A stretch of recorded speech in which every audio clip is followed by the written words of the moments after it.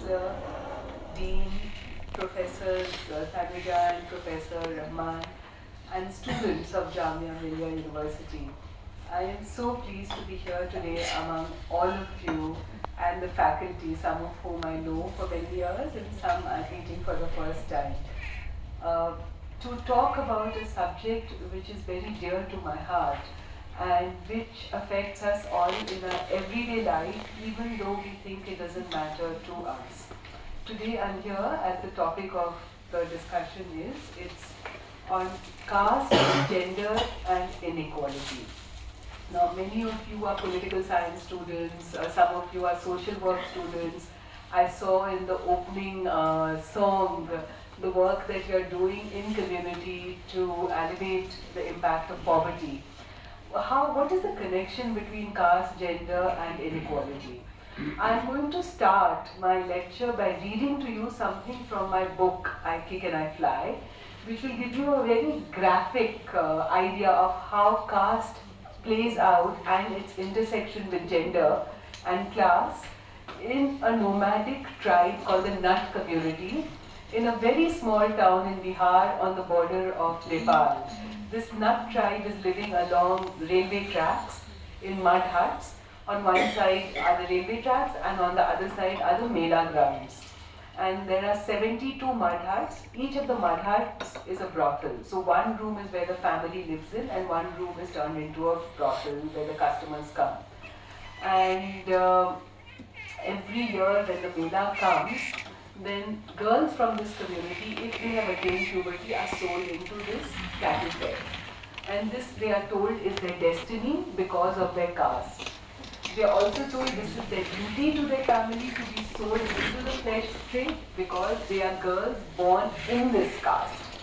And my character, Heera, her name is Heera, and Heera, of course, as all of you know, means diamond in the dust. So my character is also a diamond, and with the little polishing she finds. And what is the polishing that she's trying to get for herself? She's trying to go to school. You know, Bihar is famous for its pink schools where girls go and study and then get into college and become teachers and doctors and lawyers. So my girl, Heera, is also trying to go to school. Her family is dirt poor, they are hungry. Her mother is working under the Manrega scheme, breaking stones on the highway. Her father is working for the local crime overlord, Ravi Lala. And he wants to sell his daughter because he has other children who are starving and he needs the money and he thinks this is what is supposed to be done. This entire community is trapped in what is known as intergenerational prostitution.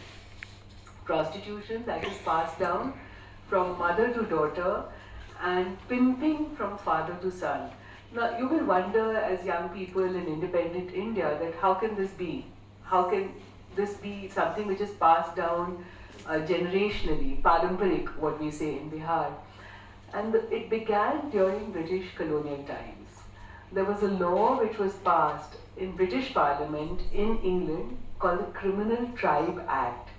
And under that law, there were whole groups of nomadic tribes in India who were labeled as criminal tribes. Now why were they labeled? Why were these nomadic groups labeled as criminal tribes? I think some of you are also doing PhDs on this subject, right? Nuts, Sansis, Bhedias, Kanjars, Banjaras. Why were they criminalized? Two reasons. One was that they were living in forests, which the British wanted because they wanted the resources of those forests for the 2 world wars they were fighting. So they passed something called the Forest Act and removed, absolutely ejected what we call eviction from these forests. Then the second thing was that these tribes had knowledge. They would make medicines, sell dairy products, they could make bridges, they could make iron utensils, even salt, the salt march that you know about Gandhi. So these tribes would make these products because they had the indigenous knowledge. And the British wanted to replace the products they made with made in England products. So if they made medicines from the forest produce, they were labeled as quacks, or from the venom of snakes, they were called snake charmers, they were labeled as quacks and told, you're not allowed to do this, banned, we will replace you with Glaxo.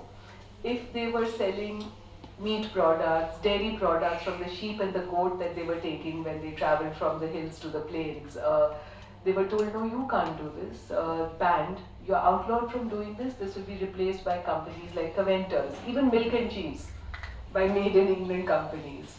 And so on and so forth. Rope bridges, they were replaced by Scottish engineering firms, and so they were outlawed from making any of these products to be replaced by made in England products.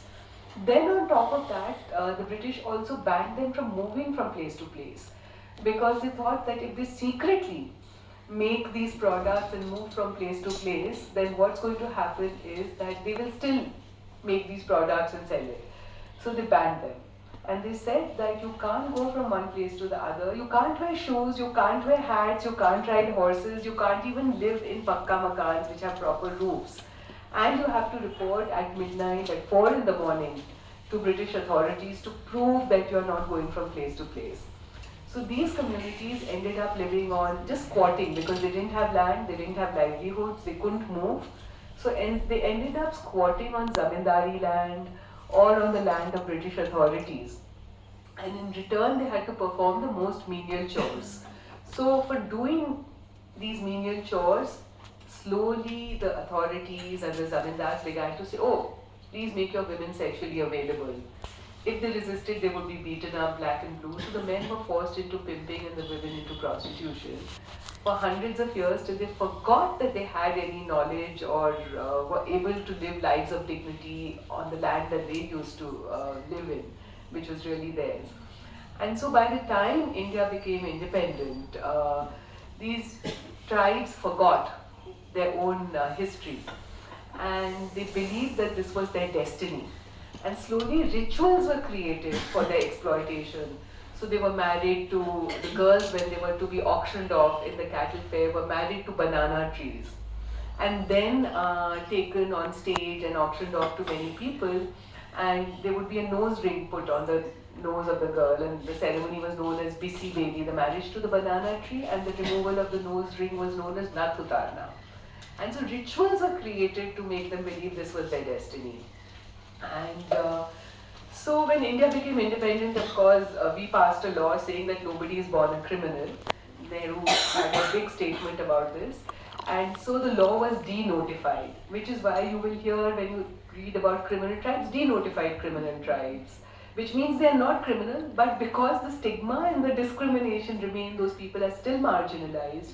They still squat in the kind of place I've written about in I Kick and I Fly. And they're still trapped in intergenerational prostitution, even here.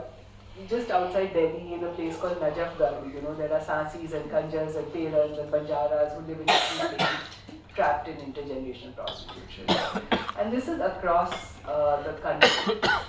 So, right here, through this little story and history that I've told you about denotified tribes, you can get a sense of the topic that I'm introducing, the intersectionality of caste, class, gender, and the very lived experience of such tribes. Now, my NGO began working in one such group many years ago. I used to be a journalist, and I was traveling through the hills of Nepal. Then I came across rows of villages with missing girls. And this was 1995, 1996. And I asked the men who were sitting around drinking tea and playing cards where the girls were. And the men said, don't you know, they are in Mumbai. And Mumbai was 1400 kilometers away, and these villages were so isolated, they were even 2 hours away from the highway. So I, of course, as a journalist, I followed the trail. I ended up in the red light district of Mumbai. And there, I found little girls locked up in tiny rooms for years, brought out for multiple customers. And some of the girls were on display in cages. The youngest I met was a 7-year-old, and I was shocked. As a journalist, I had covered war, I had covered famine, caste conflict, many things.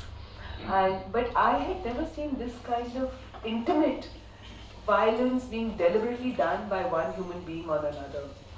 So of course I decided that, I cried, I was angry, I was upset, but I said, I'll do something about it. So the first thing I did was I ended up telling the story in a documentary for which I won the Emmy for outstanding investigative journalism. The documentary is called The Selling of Innocence, and it's available on my website, ruchiragupta.com, right on the homepage.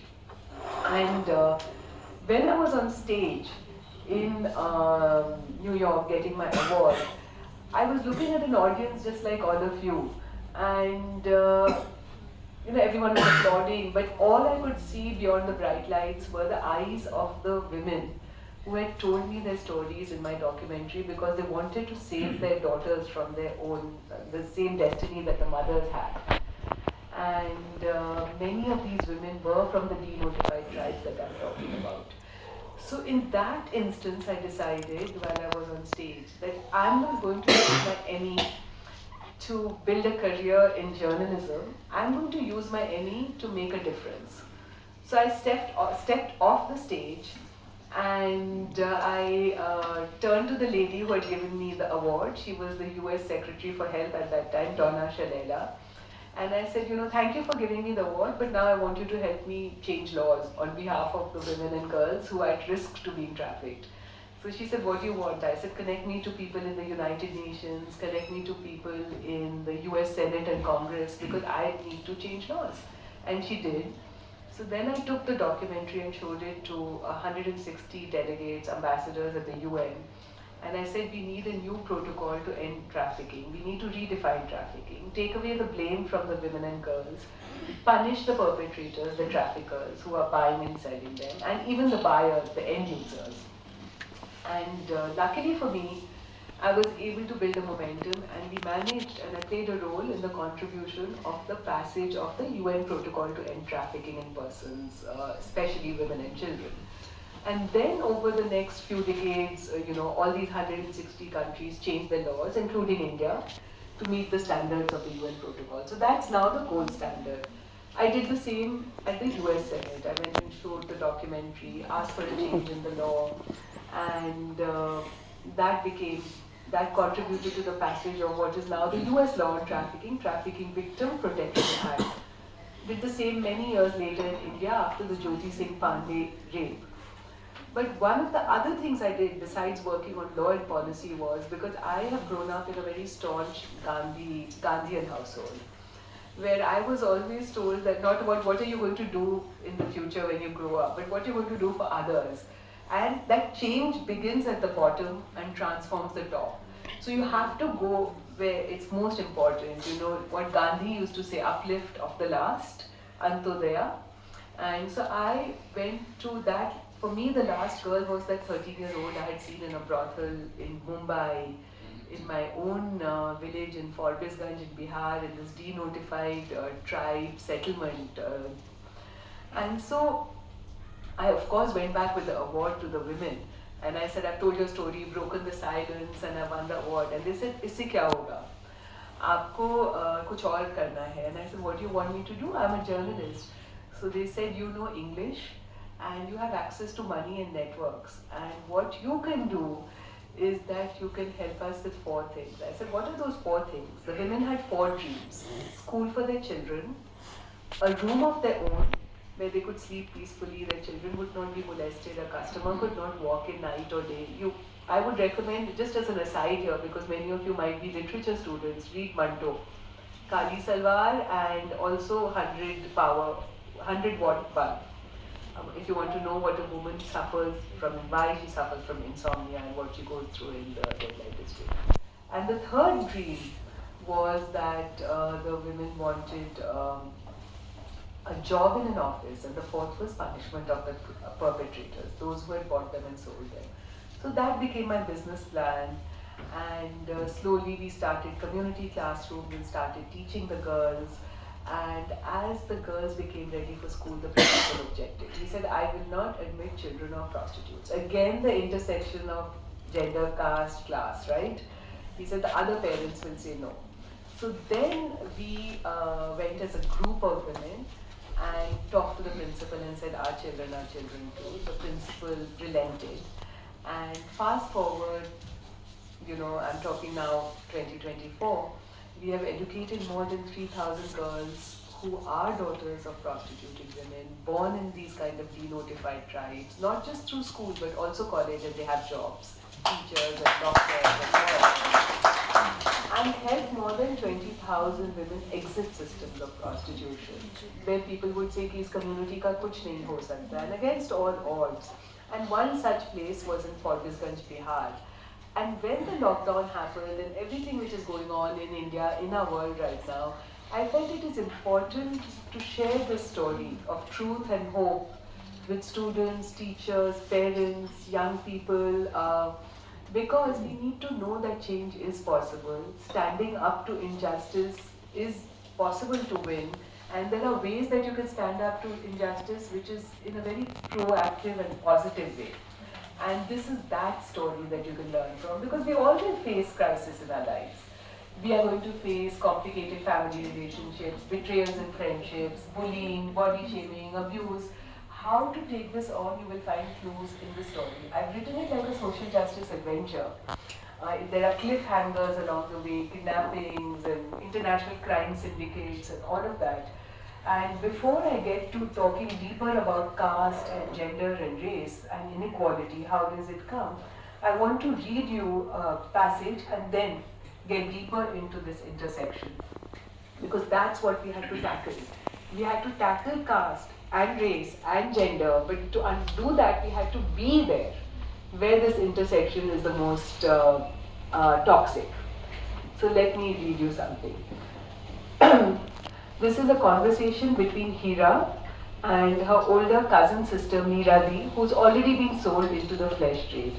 Heera has been expelled from school for stealing an egg from the midday meal program, which she wants to take home to her mother, and the class bully notices it. He's from an upper caste family. And he teases Heera, she breaks his tooth, and she's expelled from school. And then, a few days later, her younger sister Chotu dies because the roof is leaking at home. And there's no doctor, they can't afford to take the sister to the doctor. So this is, and in the middle of this, there's a women's rights advocate called Rini, who tells Heera that you must fight, but learn to fight in a way that you win. Be like water, flow, don't crash. And I will teach you to fight. So she says, I will enroll you in a Kung Fu program where you can learn this.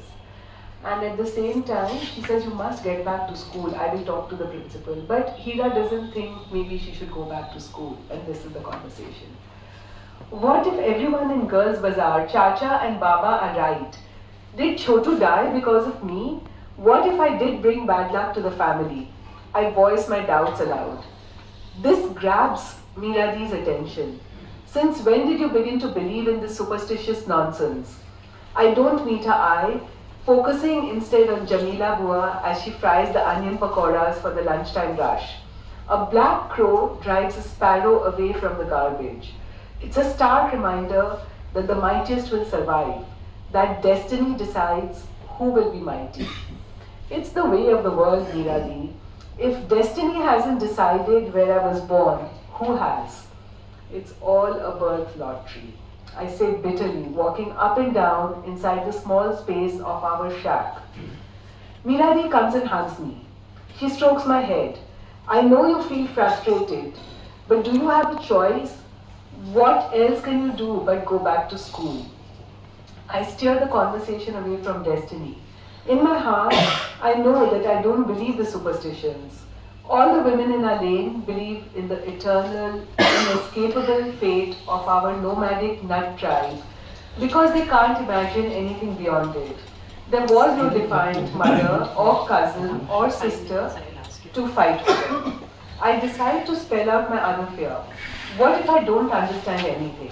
There, I've said it. I don't want to be the stupidest kid in the class anymore, especially knowing what the boys will do to me. Miradi looks at me with no expression on her face. Then her brow furrows into a small fold. As far as I remember, you did fine in school. At least when you were a kid, you used to get the highest scores for reading aloud, both in Hindi and in English. I smile back. I used to love the dusty library, Tagore, Sharat Chandra, Mahadevi Verma, and the adventure stories by the English writers Enid Blyton and Laura Lee Ho. Words had always come easily to me. Then came the hunger, the bullying, the chores at home, my first menstruation. Everything slipped away. Can't you help me if I go back to school? I asked Mira Di. Do you think I remember anything after the hell I've lived through these past few years? There's an aggressive edge to Mira Di's voice. I see a small, warm spark of hope fight the fear in her eyes. She wants to convince me to go to school against all the odds I must face. Under her clumsy makeup is a desperate appeal. I look at her and remember her full-throated and happy laugh as a girl. I will fight for her and for my future, for the dreams that she could never make come true for herself. Outside, the sky is grey, the sun sending out weak rays through the mist. Far off, a train whistle blows. I give Mira Di's hand a squeeze. I promise I will go to meet Rini Di. I want to anyway. I smile at Mira Di. She gets up to go.